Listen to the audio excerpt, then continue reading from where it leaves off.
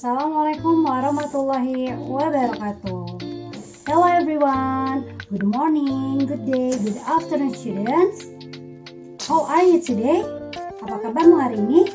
Semoga kalian semua dalam keadaan sehat walafiat. Amin. Okay, today we will learn about, hari ini kita akan belajar tentang, before we study, let's say basmalah together. Sebelum kita belajar, marilah kita mengucapkan basmalah bersama-sama. Bismillahirrahmanirrahim. Pay attention please. Tolong perhatikan ya. Simak dan pahami video penjelasan berikut ini. Mengembangkan ide pokok menjadi kalimat utama. Pada ide pokok biasanya terdapat pada setiap paragraf dalam teks.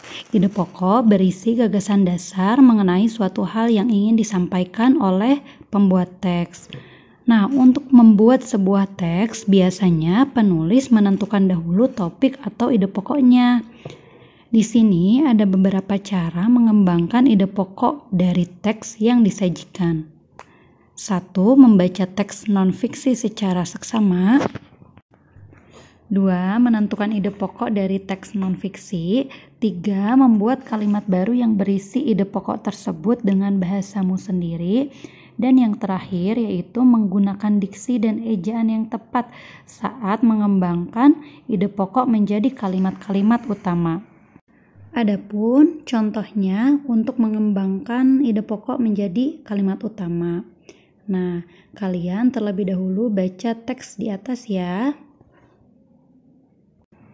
Setelah kalian membaca teks yang terdapat di atas, kita bisa menemukan kalimat utama dari ide pokoknya pada kalimat pertama, yaitu meskipun sering dianggap sebagai hewan pengganggu, belalang ternyata memiliki kandungan nutrisi yang cukup tinggi dan baik bagi tubuh manusia. Nah, dari kalimat utama itu barulah kita bisa menemukan ide pokoknya, yaitu belalang memiliki kandungan nutrisi yang cukup tinggi. Sehingga kamu dapat mengembangkan ide pokok menjadi kalimat utama dengan bahasamu sendiri. Nah, contohnya seperti ini. Belalang sangat bermanfaat bagi tubuh manusia karena memiliki kandungan nutrisi yang cukup tinggi. Setelah mengetahui materi tentang mengembangkan ide pokok menjadi kalimat utama, yaitu selanjutnya materi tentang mengembangkan ide pokok menjadi paragraf non-fiksi. Nah, cara menulisnya atau membuat paragraf dari sebuah ide pokok antara lain: 1. Menentukan topik yang akan dikembangkan menjadi sebuah teks.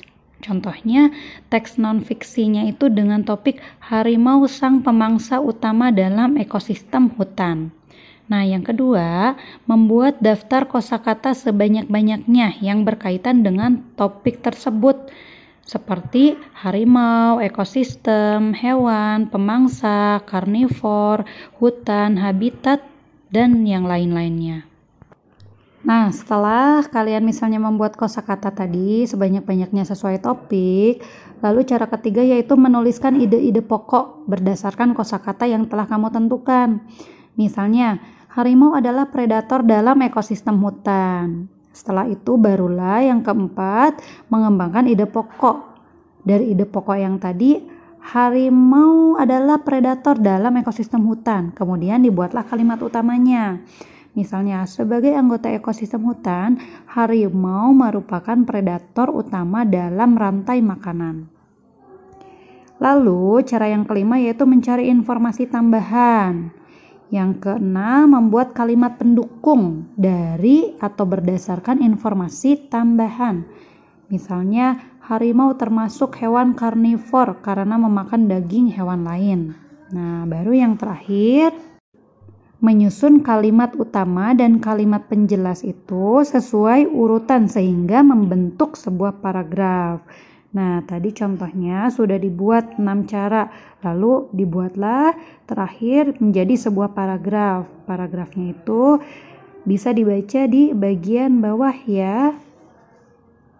Materi selanjutnya yaitu membuat ringkasan berdasar ide pokok dan informasi penting. Langkah-langkahnya yaitu 1. Membaca teks dengan seksama, 2. Menentukan ide pokok pada setiap paragraf, 3. Menyusun ide pokok ke dalam beberapa kalimat dengan bahasamu sendiri, 4. Memperhatikan kata dan ejaan yang dipilih saat membuat ringkasan.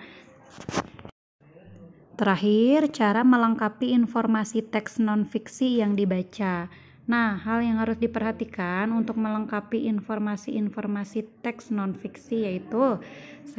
Membaca teks dengan seksama, 2. Kalian menggarisbawahi ide pokok pada setiap paragraf, yang ketiga yaitu menjawab pertanyaan yang diberikan.